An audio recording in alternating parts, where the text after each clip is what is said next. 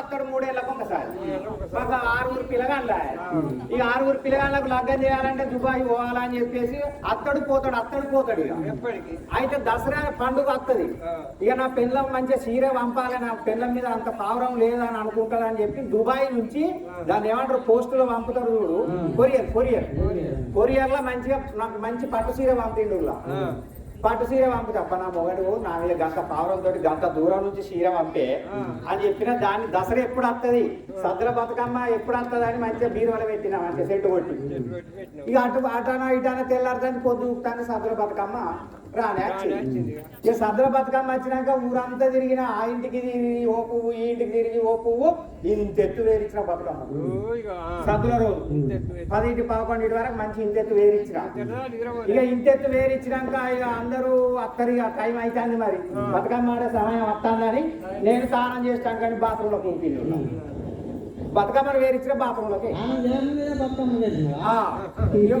స్నానం చేసినాకనే వేరించి గౌరమ్మను పెట్టి మళ్ళా చెవిట వచ్చిందని బతుకమ్మ అయినాక బాత్రూంలోకి. ఇక బాత్రూంలో పోయే సమయానికి ఈ ఊరోళ్ళందరూ అమ్మలక్కలు అందరూ కలిసి ఓ రావే సుబ్బక్క రావే మేము పోతాను బతుకమ్మని ఎత్తుకొని అనుకుంటే ఇట్లా నేనే పాట బావుడా.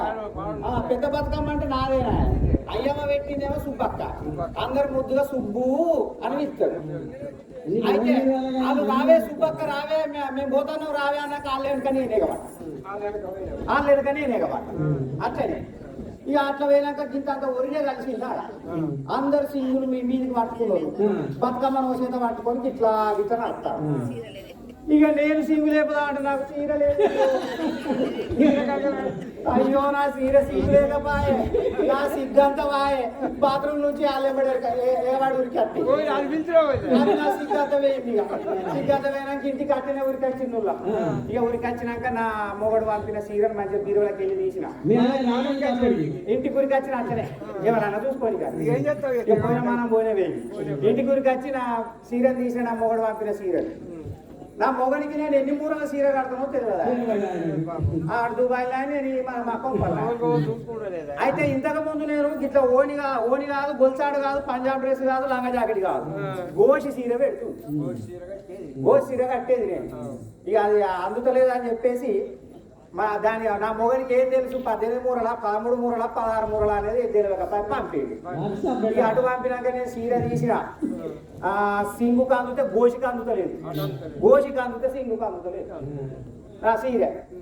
మరి ఇవాళ రేపు ముందట కొంగు చూస్తారు, సింగు చూస్తారు, గోషి కూడా చూస్తారు అనుకోండి. ఇక అనుకోని మరి గోషి అందకుంటే బాగుండదని చెప్పి అటు ఇటు చూసి అటు ఇటు చూసి మా నాన్న పన్న మంచం నులక మంచం మూలకుండే నులక మంచం.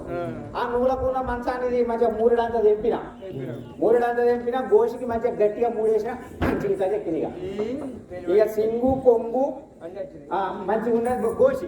ఇక అన్నిటికైతే అందరే అని చెప్పేసి గోషి పెట్టి మంచిగా బతుకమ్మను ఎత్తుకొని పెద్ద బతుకమ్మను ఎత్తుకొని జరుగురు అని పెద్ద బతుకమ్మను నట్ట నడమ పెట్టింది.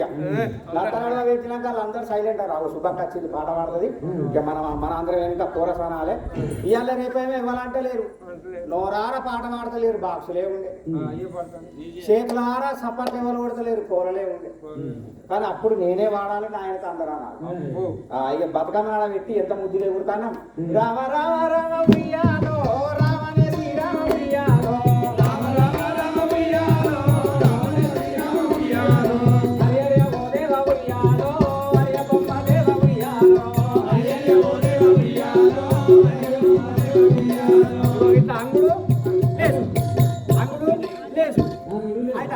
లేస్తేనే అట్లా నాట్యం చేసినట్టుగా బతుకమ్మ అందరూ అంటారు.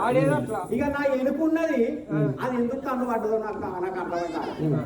ఎనుకున్నది ఓ శుభ కాగే నీ పాట ఆపే అంటాను. అవో నన్ను పాట ఎందుకు ఆపు అంటుంది అని పాట ఆపిన.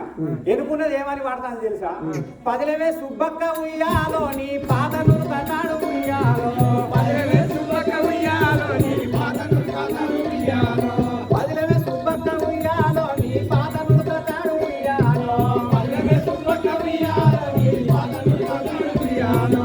ఇట్లా అంగుకుంటా లేచిన అది 2 మూరలు మంచి రెండు మడతలు పెట్టి మంచిగానే చెక్కిన అవో ఏందో సుబ్బక్క పాత నులకతాడంటానంటే నాకు మతికి వచ్చింది నులకతాడు వెనక ముడేసిన కదా అని ఎడమ చేతి మెల్ల వెనక పెట్టి చూసి నువ్వు ఇక అంగుటానికి లేచడానికి చిన్న ఒకటే పూరి ఉండేది ఇంత కోసిపోతే నా మానం పోతుంది ఒక్కటే పూరి ఉన్నది ఇంత అంత ఉన్నది చెబితే తెట్టువాయ ఉయ్యాలో నా ఇంటికి నేను పోతా ఉయ్యాలో